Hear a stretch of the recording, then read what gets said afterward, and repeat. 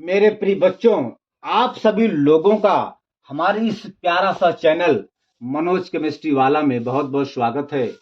आज हम लोग कक्षा 9 के गणित का जो पहला चैप्टर है जिसका नाम है संख्या पद्धति, तो संख्या पद्धति के प्रश्नावली 1.3 के तीसरे सवाल को हम लोग यहाँ पर इस वीडियो में बहुत ही सुंदर ढंग से हल करेंगे, सॉल्व करेंगे। तो आइए देखा जाए यह सवाल क्या कर रहा है। पढ़ा जाए।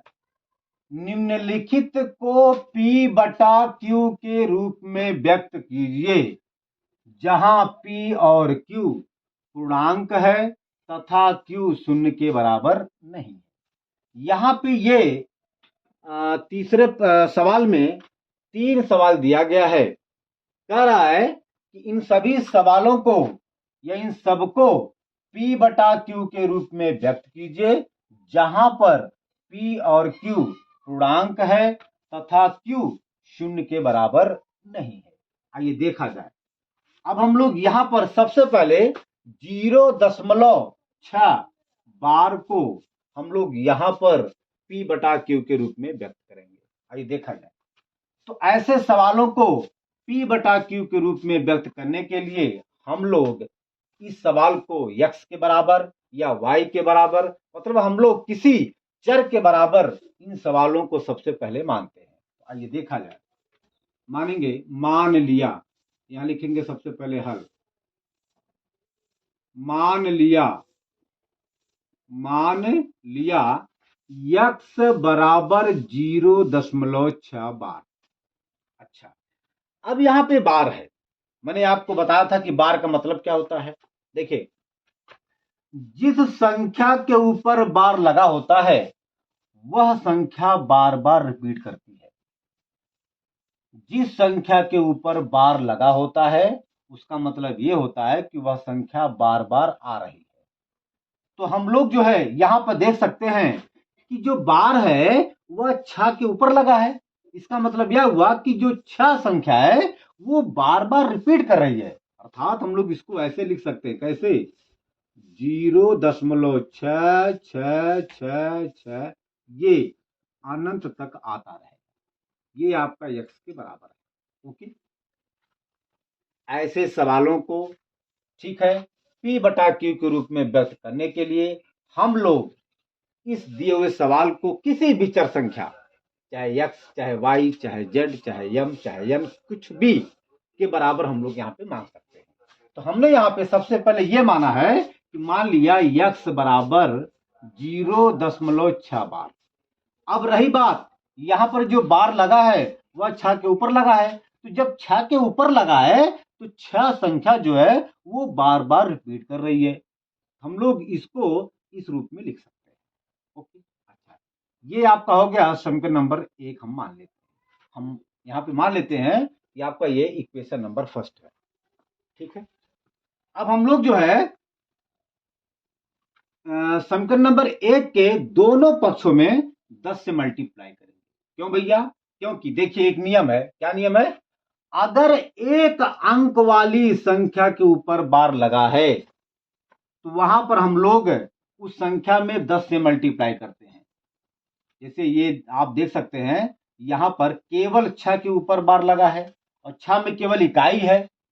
भाई इकाई मतलब 6 क्या है? 6 केवल एक अंक है, इकाई है। तो अगर इकाई अंक या एक अंक के ऊपर कोई बार लगा है तो उस संख्या में हम लोग 10 से मल्टीप्लाई करेंगे। क्यों? क्योंकि भैया 10 में एक शून्य होता है। 10 में एक शून्य।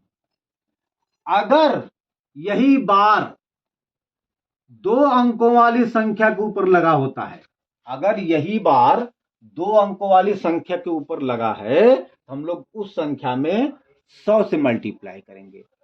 ठीक है, 100 से मल्टीप्लाई करेंगे। इसमें हम लोग 100 से मल्टीप्लाई करते हैं और इसमें हम लोग 10 से मल्टीप्लाई करते हैं। अगर बार 3 अंकों वाली, हम मान लेते हैं कि 0.123 के ऊपर बार लगा है, तो अगर कोई बार 3 अंकों वाली संख्या के ऊपर लगा है हम लोग उसमें आवश्यकता अनुसार जो है 1000 से मल्टीप्लाई करते हैं। मतलब है, मोटी सी बात है, जितने अंकों वाली जितने अंकों वाली संख्या के ऊपर बार लगा होता है, हम लोग उतने जीरो के बराबर एक को लिखते हुए मल्टीप्लाई करते हैं। ठीक है, तो यहां पर 6 केवल एक अंक है और 6 के ऊपर बार लगा है, तो भैया रे हम लोग वहां पे 10 से मल्टीप्लाई करेंगे। उस समीकरण में हम लोग 10 से मल्टीप्लाई करेंगे भैया, गुणा करेंगे। तो आइए हमारे प्रिय बच्चों, हम लोग इसमें समीकरण नंबर 1 के दोनों पक्षों में 10 से मल्टीप्लाई करेंगे। तो लिखा जाए, लिखेंगे समीकरण नंबर 1 के दोनों पक्षों में कैसे भैया 10 से गुणा करने पर हम लोग सवाल को बहुत ही आराम से, बहुत ही इत्मीनान से, बहुत ही सुंदर ढंग से पढ़ेंगे, सॉल्व करेंगे। तो आइए भैया हम लोग समीकरण नंबर 1 के दोनों पक्षों में 10 से गुणा करेंगे, 10 से मल्टीप्लाई करेंगे। तो यहाँ पे आपका हो जाएगा 10x। ओके, यहाँ पे देखिए जब हम लोग इसमें 10 से मल्टीप्लाई करेंगे तो ये दशमलव खिसक कर यहाँ लग जाएगा। ओके, आपका हो जाएगा 6.666। ठीक बेटा, डॉट डॉट समीकरण नंबर 2। अब हम लोग जो है समीकरण नंबर 2 में से समीकरण नंबर 1 को घटाएंगे। ओके बेटा, तो लिखेंगे समीकरण नंबर 2 में से समीकरण नंबर 1 को घटाने पर। ओके बेटा, चलिए बेटा होता क्या है,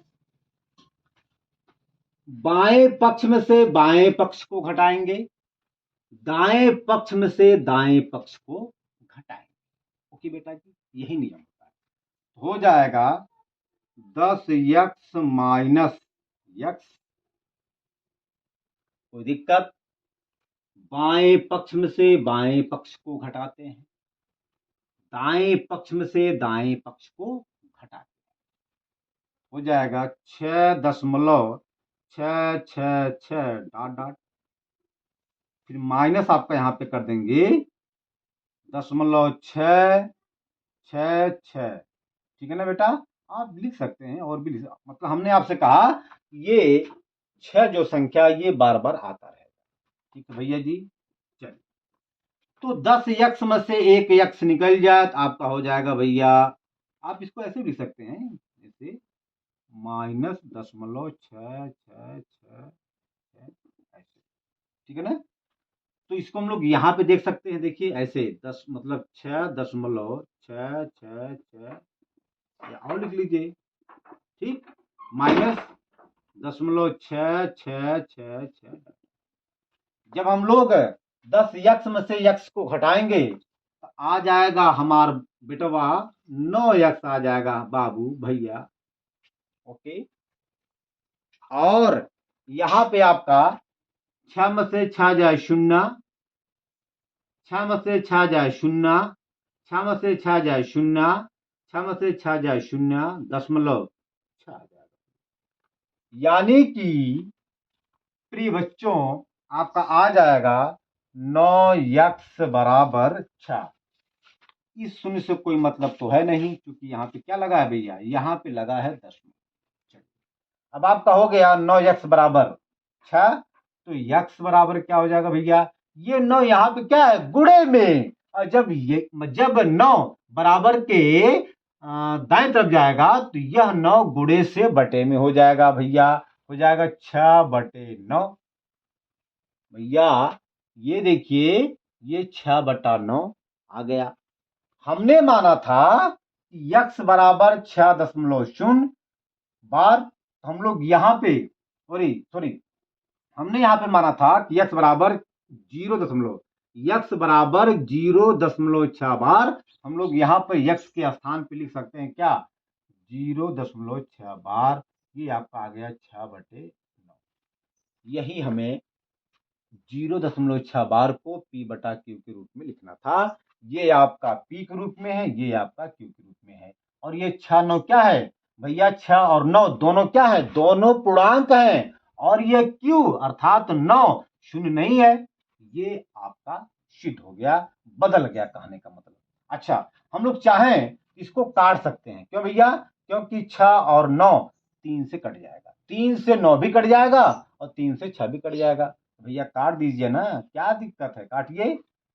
3 दूनी 6, 3 त्रिका 9 भैया, आपका आ गया 2/3 भैया। यही आपका P बटा Q के रूप में आ गया। ओके बेटा जी, कोई दिक्कत तो नहीं है, आप इसको बढ़िया से नोट करिए, फिर हम आगे चलते हैं। आदर्श नहीं, पानी पिलाओ।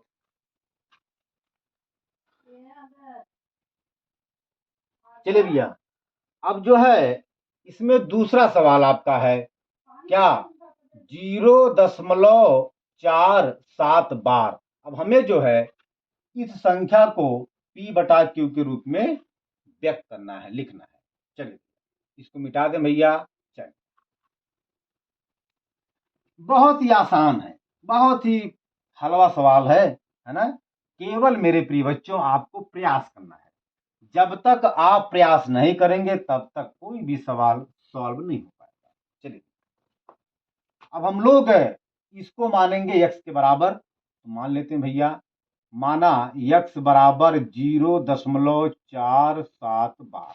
ओके, चलिए हम लोग इसको लिख सकते हैं बराबर 0.4। देखिए बार जो है वह 7 के ऊपर लगा है, बार 4 के ऊपर नहीं लगा है। जब 4 के ऊपर नहीं लगा है तो 4 तो फिक्स है, लेकिन जो बार है वह 7 के ऊपर लगा है। जब 7 के ऊपर लगा है तो 7 बार बार रिपीट कर रहा है, आ रहा है। हम लोग इसको लिख सकते हैं 0.477 ना, डॉट डॉट डॉट, समीकरण नंबर 1 मान लेते हैं। कोई दिक्कत, कोई समस्या तो नहीं है। चलिए अब देखिए, मैंने आपको बताया था कि अगर एक अंक वाली संख्या के ऊपर बार लगा है, या हम यूं कह लें कि अगर एक अंक वाली संख्या बार बार आ रही है, हम लोग उसमें 10 से मल्टीप्लाई करते हैं। यहां पे मेरे प्रिय बच्चों केवल 7 ही बार बार रिपीट कर रहा है, तो 7 में केवल एक अंक है, 7 है।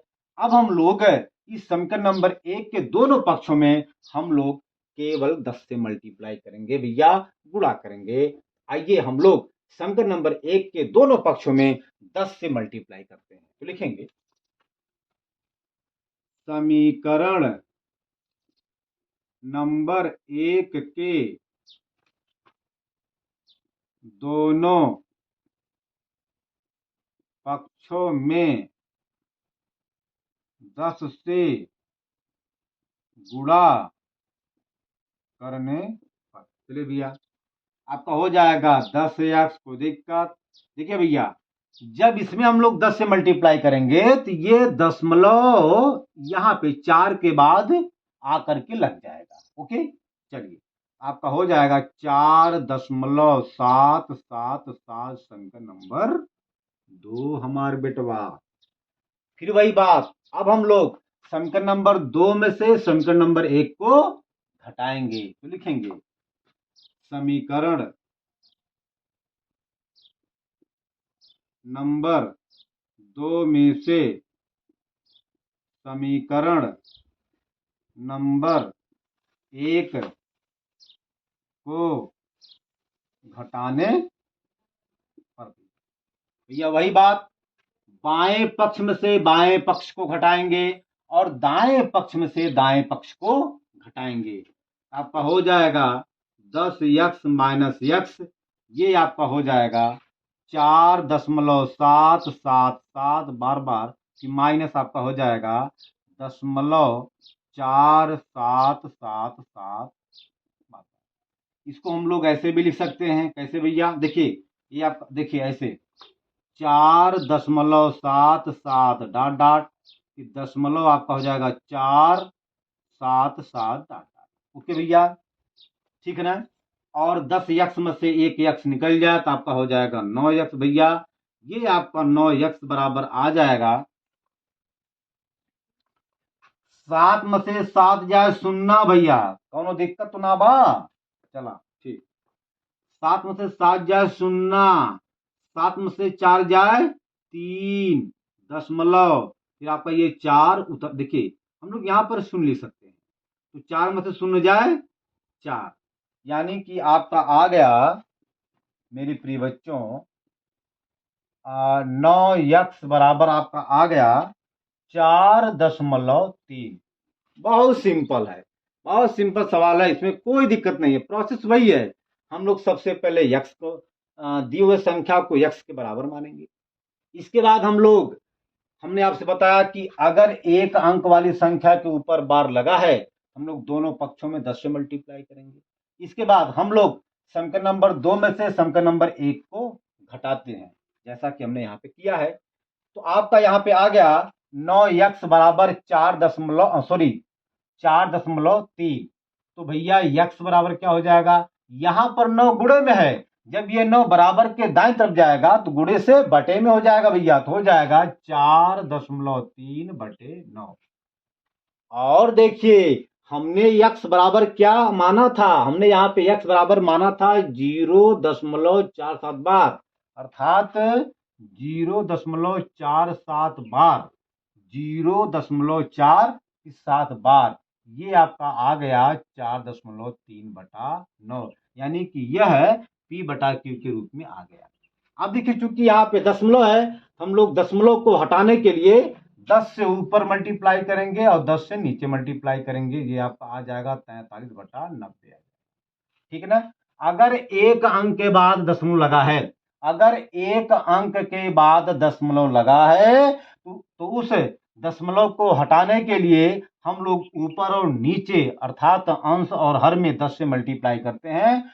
भैया रे हमने यहाँ पे 10 से मल्टीप्लाई किया है, ये आपका आ जाएगा 43 और ये आपका आ जाएगा 10×90, ये आपका 0.47 बार जो ये संख्या है हमने इसको P/Q के रूप में लिख दिया है। ये आपका P के रूप में है, ये आपका Q के रूप में है, और ये भैया Q अर्थात 90 शून्य के बराबर नहीं है।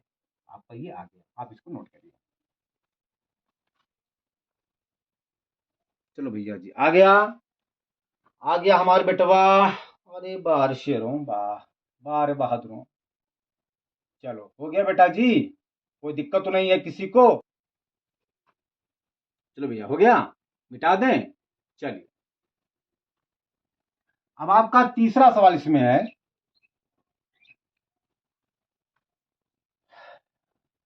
0.001 बार। अब हमें जो है इस सवाल को ना P/Q के रूप में व्यक्त करना है। चलिए भैया, तो वही आपका हल रहेगा। आपका तीसरा सवाल है भैया, हमने आपको बताया कि ऐसे सवालों को हम लोग सबसे पहले x के बराबर या y के बराबर या z के बराबर मानते हैं। कोई भी चर संख्या के बराबर हम लोग इन सवालों को मानते हैं। तो लिखेंगे भैया, मान लिया x बराबर 0.001 बार। ओके भैया, अब देखिए यहां पर जो बार है वह 3 अंकों वाली अर्थात 001 मतलब 3 अंक वाली संख्या के ऊपर बार लगा है। इसका मतलब ये हुआ कि दशमलव मतलब ये 001 ये बार बार रिपीट कर रहा है, यानी कि यहां पर 3 अंकों वाली संख्या कौन कौन 001 ये बार बार आ रहा है। ठीक है ना, हम लोग इसको ऐसे भी लिख सकते हैं, यक्स बराबर आपका हो जाएगा 0.001 ये बेटवा लगातार कंटिन्यू आता रहेगा, कहां तक, अनंत तक आता रहेगा। ओके चलिए, कोई दिक्कत तो नहीं भैया। अब हम लोग इसको लिख सकते हैं समीकरण नंबर 1।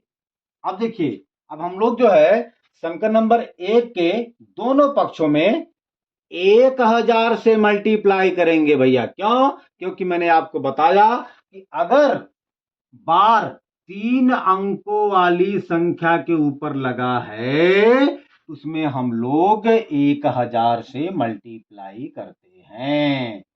ठीक है भैया, तो करिए ना, लिखिए, लिखेंगे समीकरण नंबर 1 के दोनों पक्षों में 1000 से गुणा करने पर भैया, तो करिए, ये आपका हो जाएगा 1000 यक्स भैया, कोई दिक्कत तो नहीं है। चलिए भैया, जब हम लोग इसमें 1000 से मल्टीप्लाई करेंगे तो ये 0.3 अंक अर्थात 001 के बाद आकर के लग जाएगा, मतलब 3 अंक के बाद दशमलव खिसक कर लग जाएगा। ये आपका हो जाएगा 001 दशमलव भैया, यहाँ पे 001 001, ये आपका ऐसे लग जाएगा, समीकरण नंबर 2 आपका। ओके, अब हम लोग समीकरण नंबर 2 में से समीकरण नंबर 1 को घटाएंगे, तो लिखेंगे समीकरण नंबर 2 में से समीकरण नंबर 1 को घटाने पर भैया वही बात, क्या बाएं पक्ष में से बाएं पक्ष को घटाएंगे और दाएं पक्ष में से दाएं पक्ष को घटाएंगे। लिखेंगे भैया, हो जाएगा 1000 यक्स माइनस 1 यक्स बराबर, और हो जाएगा 001 दशमलव 001 001 डॉट डॉट माइनस ना, आपका हो जाएगा 0.001 001 डॉट डॉट। ठीक बेटा जी, हम लोग जो है इसको ऐसे भी लिख सकते हैं। देखिए, इस जीरो से कोई मतलब नहीं है, इस जीरो से कोई मतलब होता ही नहीं है। हम लोग इसको ऐसे भी लिख सकते हैं, कैसे, 1.001 डॉट डॉट माइनस आपका हो जाएगा 0.001 001 डॉट।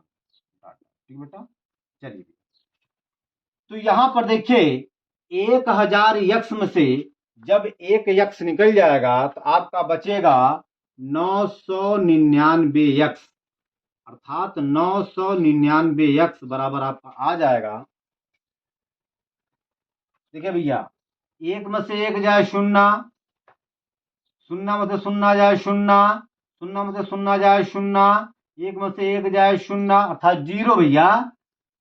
ठीक ना, शून्य में से शून्य जाए शून्य, शून्य में से शून्य जाए शून्य दशमलव, यहाँ पर हम लोग शून्य को लिख सकते हैं तो एक में से शून्य जाए एक, यानी कि आपका आ जाएगा हमारे प्रिय बच्चों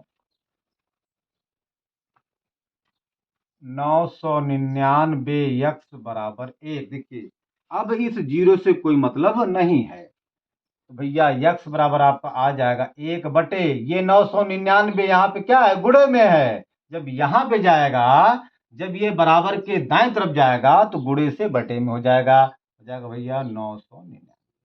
और हमने यक्स बराबर क्या माना था, हमने यहाँ पे यक्स बराबर माना था 0.001 बार, आपका हो जाएगा 0.001 बार, ये आपका आ जाएगा 1/999। ये भैया पी बटा क्यू के रूप में आ गया। ओके भैया जी, चलिए, तो आज जो है हमारा यहाँ पर प्रश्नावली 1.3 का तीसरा सवाल यहाँ पे समाप्त होता है। ठीक है, हमने इस तीसरे सवाल को इस वीडियो में सॉल्व किया है, और अब हम लोग इसी सवाल को, एक ट्रिक होता है, बहुत ही कम समय में, बहुत ही कम समय में सॉल्व करेंगे बेटा। तो आप पहले इसको नोट करिए, फिर हम उसको देखते हैं।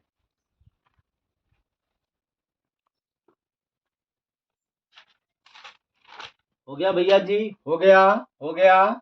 चलिए, देखिए, अब हम लोग इसी सवाल को एक ट्रिक, एक बेटा टेक्निक है, उस टेक्निक से बहुत ही कम समय में, बहुत ही कम समय में सॉल्व करेंगे। आइए देखा जाए।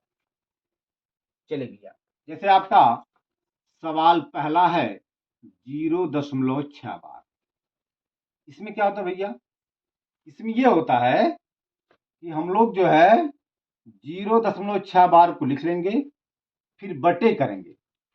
जितने अंक वाली संख्या के ऊपर बार लगा होता है, ये देखिए नियम क्या है, नियम ये है, हम लोग जब इसको P बटा Q के रूप में लिखेंगे तो P बटा Q के रूप में लिखने के लिए एक नियम है। क्या नियम है, लिखेंगे भैया फुल नंबर माइनस, या ऐसे लिखिए, हाँ लिखिए फुल नंबर माइनस बिना बार वाला नंबर बटे। अब देखिए यहां पर बटे क्या है, जितने अंकों के ऊपर बार लगा होता है बेटा उतने 9 लिखे जाते हैं। यहां पर चूंकि 6, केवल 6 अर्थात केवल एक अंक के ऊपर बार लगा है, यहां पर हम लोग केवल एक अंक अर्थात केवल 9 लिखेंगे। अगर 2 अंकों वाली संख्या के ऊपर बार लगा होता तो हम लोग यहां पर 2 9 लिखते। जैसे मान लीजिए अगर यहां पर होता 0.62 बार, अगर यहां पर 62 के ऊपर बार लगा होता तो हम लोग यहां पर 2 9 लिखते। क्यों बेटा, क्योंकि यहां पर 2 अंक है, कौन कौन, 2 और 6, ठीक है ना। तो जितने जितने अंकों वाली संख्या के ऊपर बार लगा होता है हम लोग उतने यहां पे बटे में 9 लिखते, ठीक है ना। तो यहां पर बेटा केवल 6 के ऊपर बार लगा है और 6 केवल एक अंक है, तो यहां पर भैया केवल 9 लिखेंगे। चलिए भैया, अब रही बात फुल नंबर क्या है बेटा, टोटल अर्थात 0.6। ओके ओके बेटा जी। चलिए, तो यहां पर हम लोग अच्छा फुल संख्या को लिखते समय, फुल संख्या के हम लोग फुल संख्या को लिखते समय दशमलव को भूल जाते हैं। हम लोग भैया दशमलव को भूल जाते हैं, यहां पर केवल लिखेंगे 6 माइनस। अब रही बात बिना बार वाला संख्या, तो बिना बार वाला संख्या क्या है, शून्य है। भैया शून्य पे बार नहीं लगा है, हम लोग बिना बार वाला संख्या शून्य को यहाँ पे घटा देंगे, बटे करेंगे। अब चूंकि एक अंक के बाद अर्थात केवल 6 के ऊपर बार लगा है और 6 केवल एक अंक है, केवल भैया एक 9 लिखेंगे, आपका हो जाएगा 6/9। यही आपका P बटा Q के रूप में आ गया। देखिए इसको ट्रिक से लगाने के लिए हमने आपको बताया कि सबसे पहले हम लोग फुल संख्या को लिखते हैं, फुल संख्या को लिखते हैं और फिर बिना बार वाली संख्या को लिखते हैं। तो फुल संख्या को लिखते समय हम लोग यहां पर दशमलव को भूल जाते हैं, फुल संख्या को लिखते समय दशमलव को हम लोग भूल जाते हैं, मतलब वहां पर हम लोग दशमलव को नहीं लिखते हैं। तो अब रही बात फुल संख्या क्या है भैया, यहां पर केवल 6 लिखेंगे। भैया यहां पर फुल संख्या मतलब कंप्लीट संख्या क्या है, 6 है, माइनस बिना बार वाला संख्या क्या है, शून्य है। भैया शून्य पे बार नहीं लगा है, केवल बार 6 पे लगा है, तो जब शून्य पे बार नहीं लगा है तो हम लोग यहां पर माइनस शून्य करेंगे, बटे। अगर एक अंक वाली संख्या के ऊपर बार लगा है तो बटे केवल एक 9 लिखेंगे। अगर 2 अंकों वाली संख्या के ऊपर बार लगा है हम लोग यहाँ पे 9 9 अर्थात 99 लिखते। अगर 3 अंकों वाली संख्या के ऊपर बार लगा होता हम लोग यहाँ पर 3 9 लिखते, मतलब 9 9 9। मेरी बात आई समझ में, यहाँ पर केवल एक अंक क्या 6 के ऊपर केवल बार लगा है, हम लोग यहाँ पर केवल एक 9 को लिखेंगे अर्थात बटा 9। यही आपको उत्तर आएगा। आप इसको काट दे सकते हैं, काट मतलब इसको काट दीजिए, तो 3 दूना 6, 3 त्रिक 9, आपका आ गया 2/9। बहुत एकदम आसान, नोट करिए, ठीक है हो गया। चलिए अब दूसरा सवाल आपका है भैया, क्या 0.47 बार। फिर भैया वही बात, सबसे पहले क्या लिखेंगे, फुल संख्या माइनस बिना बार वाली संख्या, और बटे 9। तो 9 डिपेंड करता है कि कितने अंकों वाली संख्या के ऊपर बार लगा है, ठीक है ना। जितने अंकों वाली संख्या के ऊपर बार लगेगा बेटा उतने हम लोग यहाँ पे 9 लिखेंगे। चलिए भैया देखा जाए तो आपका फुल, अच्छा हमने आपसे बताया कि फुल संख्या को लिखते समय हम लोग दशमलव को भूल जाते हैं, हम लोग भैया दशमलव को भूल जाते हैं। तो हो जाएगा भैया 47। कोई दिक्कत? हमने यहाँ पे दशमलव और हमने बार को भूल गया। फुल संख्या को लिखते समय दशमलव और बार को हम लोग भूल जाते हैं, केवल जो संख्या होती है उसको लिख देते हैं माइनस। बिना बार वाली संख्या, तो भैया बार 7 पे लगा है, 4 पे नहीं लगा है। तो जिस संख्या पर बार नहीं लगा होता बेटा उसको हम लोग यहाँ पर घटा देते हैं, अर्थात 4 पर बार नहीं लगा है, हम लोग यहाँ पर 4 घटा देंगे, बटे करेंगे। चलिए अब देखिए, अब यहाँ पर केवल 7 के ऊपर बार लगा है और 7 केवल एक अंक है, यहाँ पर हम लोग 1 9 लिख देंगे। अब देखिए दशमलव और बार के बीच जितने संख्या होते हैं, दशमलव ये बेटा और बार, ये देखिए दशमलव और बार वाली संख्या, दशमलव और बार वाली संख्या के बीच जितने संख्या होता है हम लोग उतने शून्य लिखते हैं। तो यहाँ पर 4 संख्या है, 4 केवल एक अंक वाला है, हम लोग 1 शून्य लिखेंगे। मेरी बात आई समझ में? दशमलव और बार वाली संख्या के बीच में जितने अंकों वाली संख्या होती हैं, जितने अंक वाले संख्या होते हैं बेटा उतने हम लोग यहाँ पे शून्य लिखते हैं। तो यहाँ पर दशमलव और 7 बार वाली संख्या के बीच में 4 आया है, 4 केवल इकाई है, एक अंक है, हम लोग यहाँ पर 1 शून्य लिखेंगे। चलिए भैया अब हम लोग यहाँ पर 47 में से 4 को घटाएंगे तो आपका आ जाएगा 43/90। यही आपका उत्तर आ गया, यही आपका भैया उत्तर आ गया। कोई दिक्कत तो नहीं है? चलिए अब हम लोग सवाल नंबर 3 को सॉल्व करेंगे ट्रिक के माध्यम से। इसको मेड़ दें। चलिए अब आपका सवाल नंबर तीसरा है 0.001 बार। चलिए भैया हमने आपको बताया कि फुल संख्या को लिखते समय हम लोग दशमलव और बार को भूल जाते हैं। तो चलिए भैया लिख दीजिए, आपका आ जाएगा 1। अरे भैया इस शून्य से देखिए ये हम लोग लिख सकते हैं, तो इस शून्य से कोई मतलब तो है नहीं, है ना। आप लोग केवल यहाँ पे 1 लिखिए, माइनस बिना बार वाली संख्या शून्य है ना। बिना बार वाली संख्या क्या है? शून्य है, अर्थात शून्य पर बार नहीं लगा है। तो जिस संख्या पर बार नहीं लगा होता बेटा उस संख्या को हम लोग इस फुल संख्या में से घटा देते हैं। ठीक है, आपका आ जाएगा 0, बटे करेंगे। जितने अंकों वाली संख्या के ऊपर बार लगा होता है भैया उतने हम लोग 9 लिखते हैं। देखिए यहाँ पर 1 2 3 अर्थात 3 अंकों वाली संख्या के ऊपर बार लगा है, हम लोग यहाँ पर 3 9 लिखेंगे। ओके, 1 में से सुनना जाए 1/99, 999, 1/999, यही आपका उत्तर आ गया। तो बहुत सिंपल है ना।